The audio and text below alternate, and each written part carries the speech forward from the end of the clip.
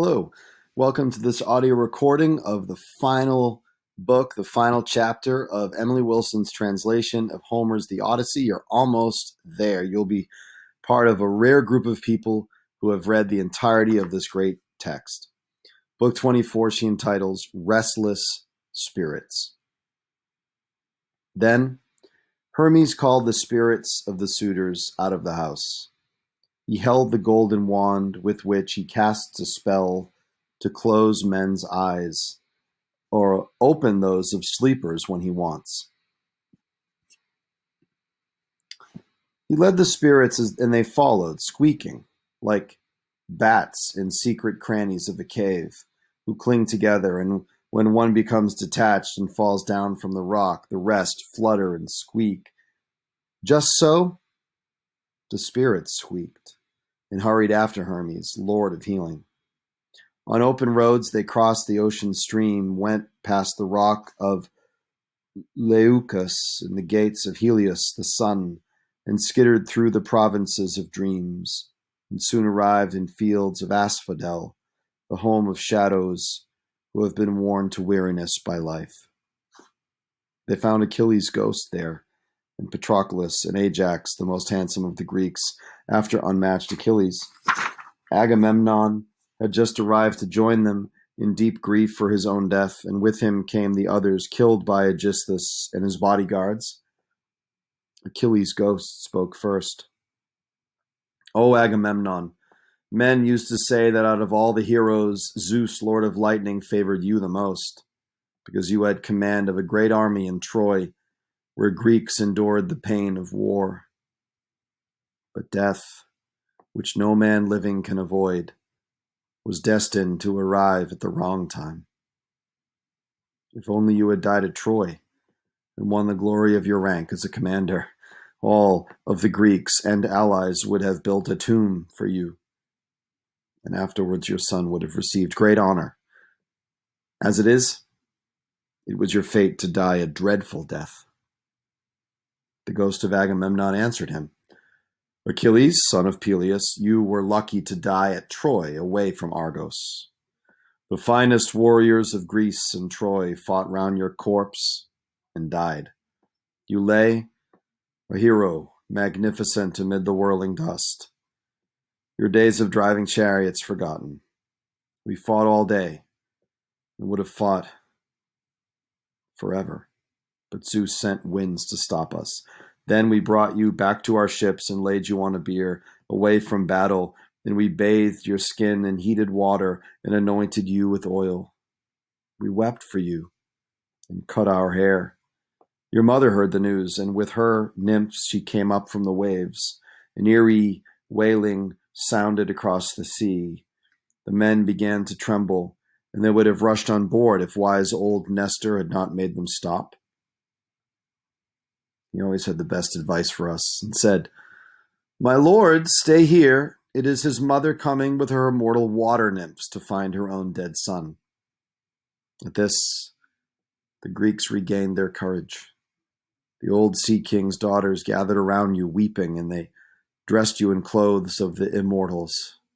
All 9 muses sang lamentations in their lovely voices. No one could keep from crying at the sound, so moving was their song. The gods and men were mourning 17 long nights and days, and then we gave you to the pyre and killed many fat sheep and cattle for your corpse. You burned in clothes from gods. You were anointed with oil and honey. Troops of warriors on foot and horseback, fully armed, went marching around your pyre and made a mighty din. At last, Hephaestus' flame consumed your flesh. When morning came, we gathered your white bones, Achilles, and anointed them with oil and unmixed wine. Your mother gave an urn of gold with double handles, which she said Hephaestus made, and Dionysus gave her. Your white bones lay inside it, Lord Achilles, mixed with the bones of your dead friend Patroclus. We laid the urn beside Antilochus, the friend you most respected after him. The army of Greek warriors assembled, and With all reverence, we heaped a mound out on the headland by the Hellespont, large enough to be visible to those at sea, both now and in the years to come. Your mother asked the gods for splendid prizes and put them in the midst of an arena so the best athletes could compete for them. You have seen many burials of heroes when young men tie their tunics to compete, but you would have been startled at the riches that silver-footed Thetis, your mother, brought for you. You were so dearly loved by all the gods.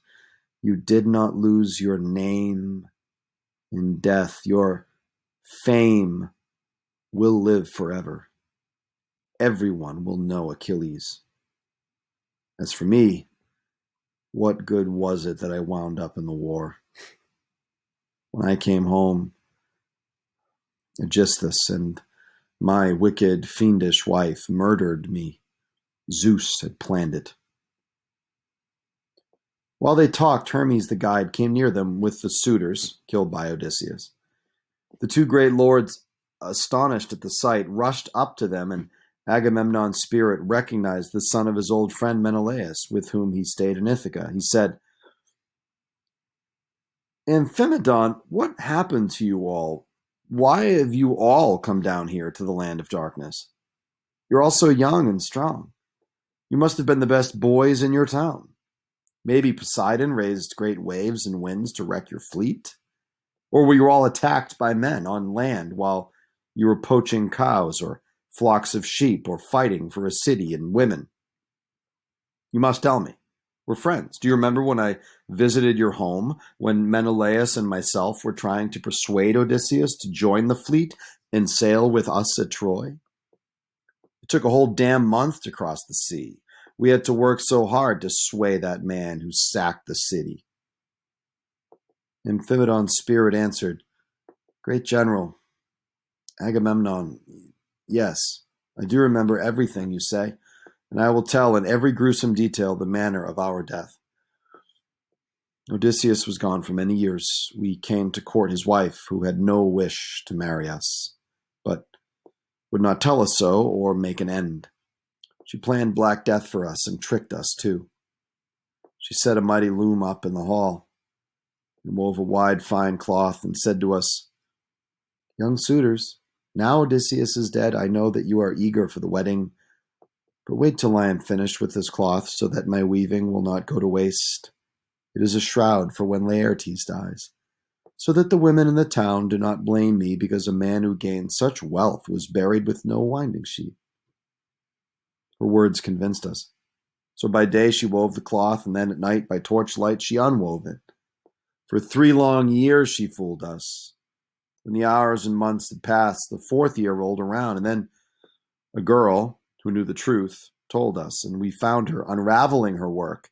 We made her finish it. When she washed the marvelous hued sheet, she showed it to us, bright as the sun or moon. And then some spirit of ruin brought Odysseus from somewhere to Ithaca. He went out to the fields to where the swineherd lived. His own dear son sailed in his black ship back from sandy Pylos. The two of them made plans to murder us. They showed up at the palace, first the boy, and then Odysseus, propped on a stick and dressed in dirty rags. He seemed to be a poor old homeless man who suddenly appeared, led by a swineherd. None of us could recognize him, even those of us who were a little older than myself. We hurled insulting words and missiles at him, and for a while he patiently endured abuse in his own home. But when the will of Zeus awakened him, with his son's help, he put the splendid weapons in the storeroom and locked the door. Then came his cunning plan. He told his wife to set for us the axes and bow. The competition meant our doom, the start of slaughter. None of us could string the mighty bow. We all were far too weak. But when it was his turn, we shouted out that nobody should give the bow to him, no matter what he said. Telemachus alone insisted that he ought to have it. At last Odysseus, with calm composure, took it, strung it easily, and shot all through the iron axes. Then he stood astride the threshold with a fearsome scowl and started shooting fast. His arrow struck Antinous, our leader. With sure aim, he shot his deadly arrows at more men. Those nearest to him fell. It was apparent some god was helping them. Impelled by rage, they rushed around the palace, killing us in turn. There was a dreadful noise of screaming and broken skulls. The whole floor ran with blood. So, Agamemnon, we were killed. Our bodies still lie unburied in our killer's house. Our families at home do not yet know. They need to wash the black blood from our wounds and weep for us and lay our bodies out. This is the honor due the dead. The ghost of Agamemnon answered, Lucky you, cunning Odysseus. You got yourself a wife of virtue. Great Penelope. How principled she was, that she remembered her husband all those years.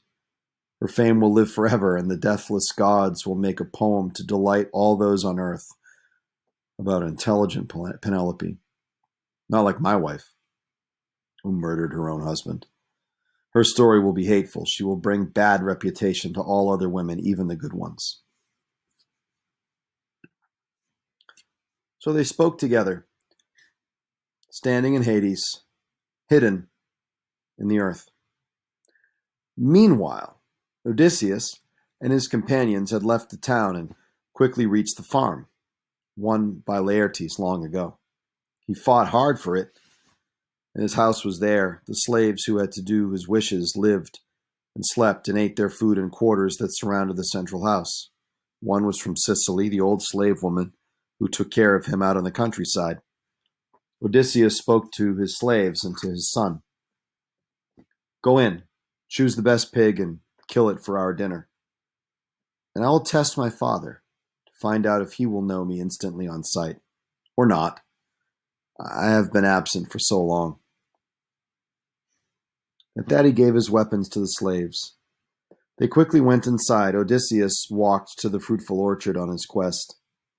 He did not find old Dolius, the steward, nor any of his slaves or sons. He had led them together to gather rocks to build dry walls. Odysseus's father was alone inside the well-built orchard, digging earth to make it level round a tree. He wore a dirty, ragged tunic. His leggings had leather patches to protect from scratches. He wore thick gloves because of thorns and had a cap of goatskin. He was wallowing in grief. The veteran, Odysseus, seeing his father worn by age and burdened by desperate, heartfelt sorrow, stopped beneath a towering pear tree, weeping. Then he wondered whether to kiss his father, twine around him and tell him he had come home again and everything that happened on the way, or question him. He thought it best to start by testing him with teasing and abuse. With this in mind, Odysseus approached him as he was digging round the plant, head down. His famous son stood at his side and said, Old man, you know your trade and take good care of this neat garden. Every plant and vine and tree, the figs, the pears, the olive trees, and beds of herbs is nicely tended. But I have to say something. Please do not get angry at me. You do not take good care of your own self. You are unkempt, old man. Your skin is rough and dirty, and your clothes are rags. Your master is neglecting you, although you are not lazy. In your height and face, you seem a leader, not a slave. You look like someone who would bathe and eat and sleep on fluffy pillows and fine sheets, as is appropriate for older people. But tell me this, whose slave are you? Whose garden do you take care of? Although I've come to Ithaca, as somebody I met was telling me just now. Also, have I come to Ithaca, as somebody I met was telling me just now? But he was not a helpful man. When I was asking him about a friend of mine, an old guest friend, whether he is alive or dead in Hades, this fellow would not say, or even listen. A while ago, In my own native land, I had a guest to stay with me, who was my dearest friend of all my visitors. He said he was from Ithaca, and that Laertes was his father. I had brought him into my house and welcomed him with warmth. I can afford to be quite generous. I gave him 7 heaps of golden treasure, a bowl made all of silver and inlaid with flowers, 12 fine mantles, and 12 tunics. Also, I gave him 4 well-trained slave women, beautiful ones, whom he picked out himself. His father answered through his tears, "Yes, stranger, you have reached Ithaca, but cruel men have taken over here.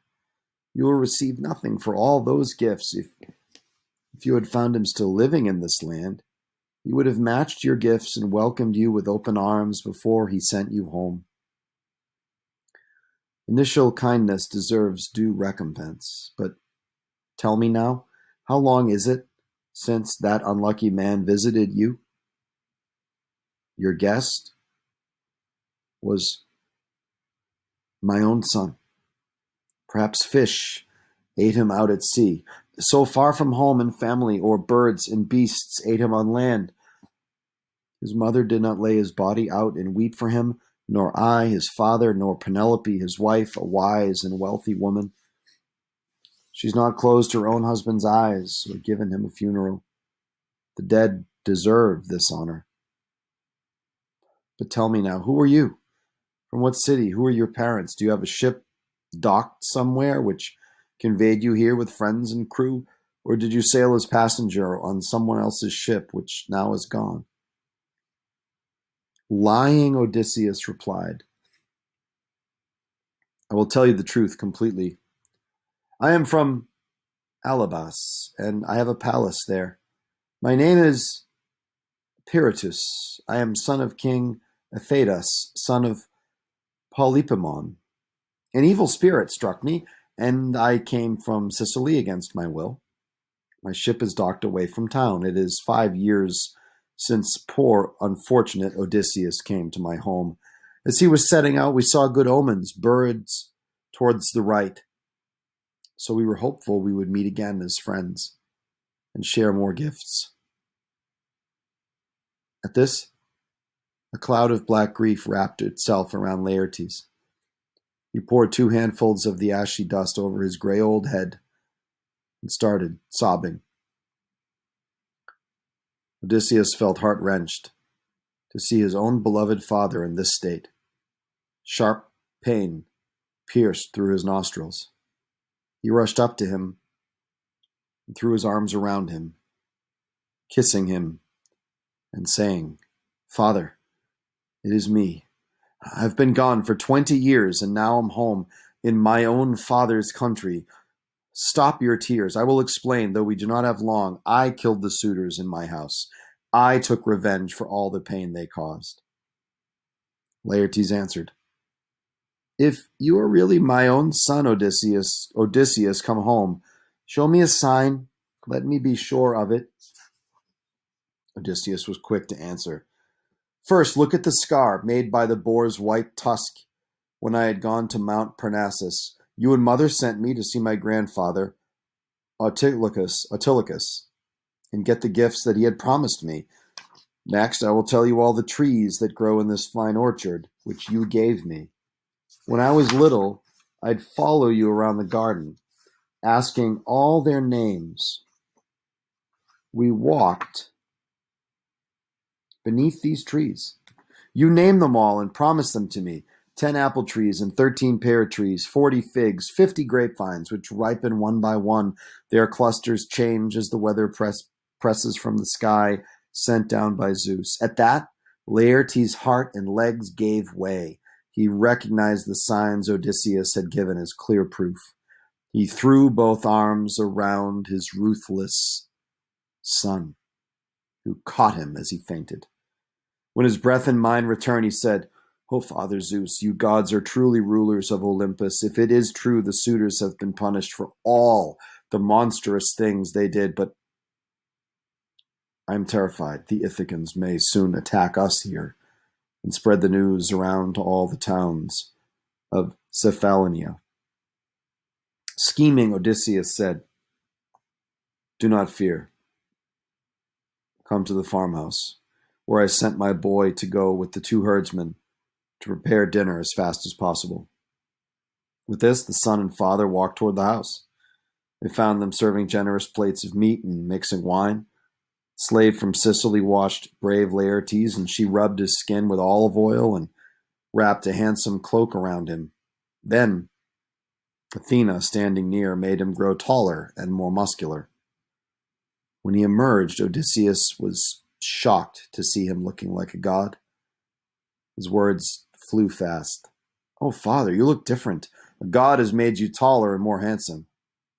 Thoughtful Laertes said, "Oh, Father Zeus, Athena, and Apollo, if I were as strong as when I took the sturdy fortress of Nericus out on the mainland shore, when I was king of Cephallenia, I would have stood beside you yesterday with weapons on my back and fought with you against the suitors who were in our house. I would have brought so many of them down, you would have been delighted." So they spoke. The work of cooking dinner was complete, and they sat down in chairs and stools and reached to take the food. The old slave, Dolius, approached them with his sons who had been working. Their mother, the Sicilian old woman, had gone to call them. She took care of them, and also the old man, made weak by age. They saw Odysseus and stared, then stopped, astonished. But he spoke to reassure them. "Old man, sit down and eat. The rest of you, put your surprise entirely out of your mind. We've been waiting ages. We're eager to have our dinner here." But Dolius ran straight with him, with arms outstretched, and took Odysseus' wrist and kissed his hand and let his words fly out. "My friend, you have come home. We are so very glad to see you. We never thought this day would come. The gods have brought you here. A heartfelt welcome to you. I pray the gods will bless you. Does your wife know you've come back home? Or should I send a message?" Odysseus said coolly, "Old man, she knows already. Do not bother." So Dolius sat back down in his chair. His sons were also clustering around their famous owner, Lord Odysseus, to welcome him and hold him in their arms. Then they sat down in turn beside the fire, their father. They had their meal together in the farmhouse. Meanwhile, swift rumor spread the news all through the city of the suitor's dreadful murder. When people heard, they rushed from all directions toward the palace of Odysseus with shouts and lamentations. Then they brought the bodies from the house and buried them. The ones from distant towns were sent back home by ship. The mourners gathered in the square, heartbroken. When the people were assembled, Eupeithes first stood up and spoke to them. This man was inconsolable with grief for his dead son, Antinous, the boy Odysseus killed first. His father wept, tears falling as he spoke. "This scheming man, my friends, has done us most monstrous wrongs. First, he took many good men off to sail with him and lost the ships and killed the men. Now he has come and murdered all the best of Cephallenia. Come on, before he sneaks away to Pylos or to Elis. We have to act. We will be shamed forever unless we take revenge on him for killing our sons and brothers. I would have no wish to live. I would prefer to die and join the boys already dead. We have to stop them escaping overseas. Come on, right now." He spoke in tears, and pity seized them all. But Medon and the bard had woken up. They came outside and stood among the crowd. They were all terrified. And Medon said, "Now listen, Ithacans. Odysseus could not have done such things without the help of gods. I saw a god myself, disguised as Mentor, sometimes standing at his side, giving him will to fight, and sometimes rushing all through the hall to make the suitors scatter. They fell like flies." Pale terror seized them all. Then Halitherses, an old warrior, the only one to know both past and future, stood up. He wished them well. He said to them, "Now hear me, Ithacans. My friends, it was because of your own cowardice this happened. You did not listen to me, or to Mentor, when we were telling you to stop your sons from acting stupidly. They did great wrong, through their impulsiveness. They skimmed the wealth of an important man and disrespected his wife, believing he would never come. But listen now. We must not go and fight, or we will bring more ruin on our heads. At that, some stayed there, huddling together, but more than half jumped up with shouts. They thought Eupeithes had the right idea. Eupeithes had the right idea. They rushed to arms, strapped their gleaming armor on, and gathered in a mass before the town. Eupeithes was their leader to his cost. He thought he would avenge his murdered son. In fact, he would not come back home.